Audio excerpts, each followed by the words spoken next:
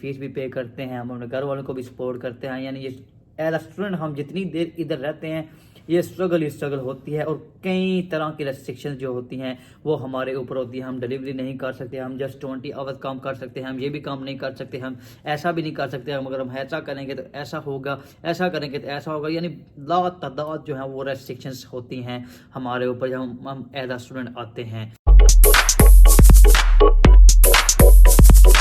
अस्सलामुअलैकुम। हाँ जी, तो यार कैसे हैं आप? आई होप एकदम मज़े में होंगे आप सब। Welcome back to another video.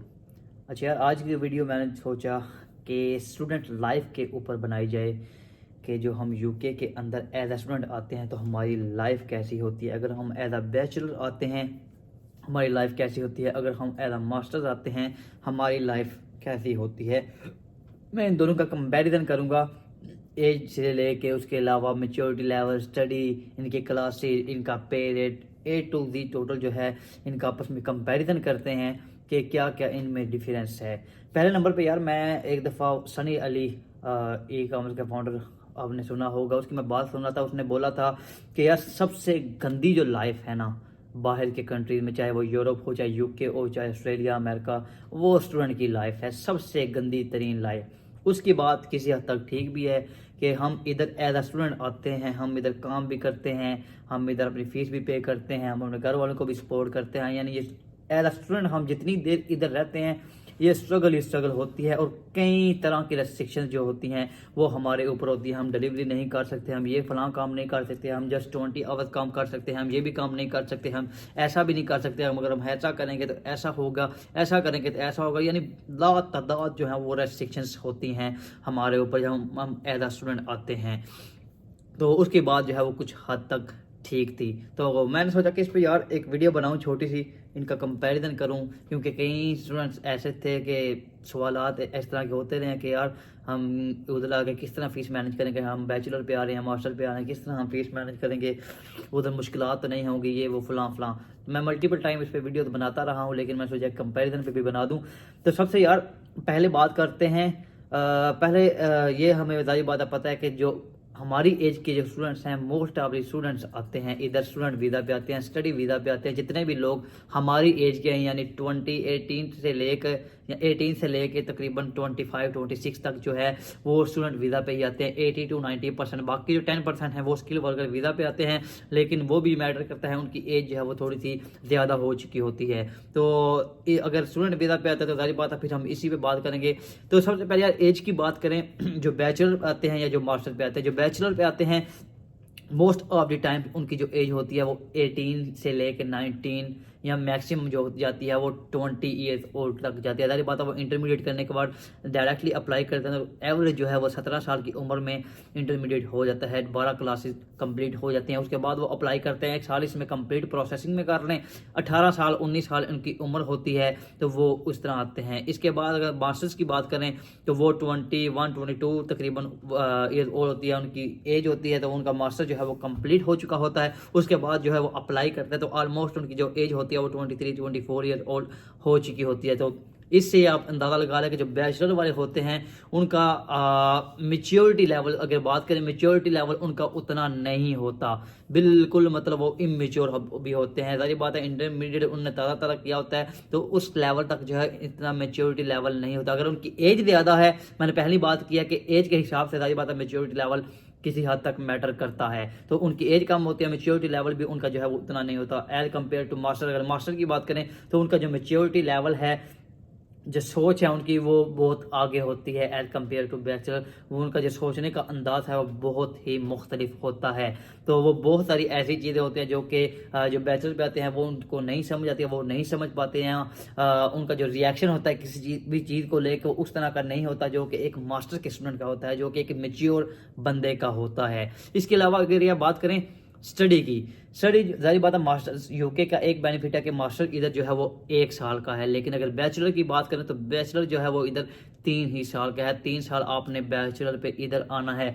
Master जो है जारी बात है स्टडी अगर थोड़ी सी मुश्किल भी लगती है तो बंदा किसी ना किसी करते कराते 1 साल गुजर जाता है। तकरीबन जल्दी गुजर जाता है। मेरा भी 1 साल गुजर गया, मुझे नहीं पता चला, बस ऐसे ही लगता है जैसे कल की बात थी। लेकिन अगर बैचलर की बात करें तो यार बड़ा ही लंबा प्रोसेस होता है। 3 साल आपने पढ़ना होता है, फीस आपने देनी होती है। मास्टर के स्टूडेंट ने 1 साल जैसे फीस देनी, 3 साल फीस देनी होती है। 3 साल इनकी जो स्ट्रगल है वो नहीं खत्म होती। 1 साल बड़ी मुश्किल से गुजारते हैं, फिर दूसरा साल शुरू हो जाता है, दूसरा साल बड़ी मुश्किल से गुजारते हैं, फिर तीसरा साल शुरू हो जाता है और वो बड़ी मुश्किल से गुजरता चला जाता है। टाइम गुजर जाना है, टाइम कोई भी है, चाहे 10 साल भी है, टाइम गुजर जाना है। लेकिन 1 साल में और 3 साल में अच्छा खासा फर्क है। इसका अच्छा खासा पता चलता है जब एक बंदा जॉब कर रहा होता है, साहब पार्ट टाइम उसने जॉब करनी होती है, साथ 14-15 हज़ार पाउंड उसने फीस देनी होती है, तो इसका अच्छा खासा जो है वो फ़र्क पड़ता है। इसके बाद एक क्लासेस की बात करें, क्लासेस अगर मास्टर की बात करें तो मास्टर यार अगर मैं अपनी बात करूं सिर्फ 1 दिन मेरी क्लास होती रही है। कई ऐसे स्टूडेंट्स हैं जिनकी 2 दिन भी क्लासेस होती रही हैं, मैक्सिमम इतने ही जाते हैं। कभी कभार 1-2% चांसेस होते हैं जिनके 3 दिन भी हो जाएं, अदरवाइज 2 दिन होती हैं। अगर वो चाहें तो वो भी 1 दिन में कन्वर्ट करवा सकते हैं। जिस तरह मेरी 2 दिन क्लासेस थी एक सेमेस्टर में, तो मैंने उसको 1 दिन में कन्वर्ट करवा लिया था, यानी 1 या मैक्सिमम 2 दिन मास्टर्स की क्लासेस होती हैं। लेकिन अगर बैचलर की बात की जाए तो उनकी मिनिमम 2 से 3 दिन मिनिमम क्लासेस होती हैं। 4 दिन भी उनकी, या 5 दिन 1-2 बार चली जाती हैं, लेकिन 4 दिन तो कई बार गई हैं। 3 दिन उनकी क्लासेस नॉर्मल चलती हैं। तो ये उनको जो है वो एक डिसएडवांटेज है बैचलर के स्टूडेंट्स को, क्योंकि जारी बात है उनने 3 दिन क्लासेस लेनी है, तो जॉब उन्हें किस टाइम करनी है। जारी बात है हो सकता है उनकी क्लासेस उसी दिन हो जिस दिन उनकी जॉब हो, तो ये उनके थोड़ा सा मसला बन सकता है, उनके लिए मसला बल्कि बनता है एज कम्पेयर टू मास्टर्स। वो उनकी 1 दिन क्लास होती है, वो चाहे कहीं पर भी जॉब करते हैं, वो 1 दिन छुट्टी ले लेते हैं उस दिन की, तो बाकी उनका जो सर्किट है वो चलता ही रहता है। तो ये चीज़ जो है यार बहुत ही मैटर करती है। तो मैंने वही पहले बात किया कि 1 साल इस तरह गुजारा करना है कि 3 दिन क्लासेस लेके, तो वो तो हो जाता है। लेकिन इधर 3 साल 3 क्लासेस लेना ये बहुत ही थोड़ा सा मुश्किल प्रोसेस होता है, लेकिन गुजरना पड़ता है। आ गए हैं तो ये सारा प्रोसेस जो है इसके साथ चलना पड़ता है। इसके साथ यार बात करें पे रेट की, पे रेट जो है वो एज पे डिपेंड करता है।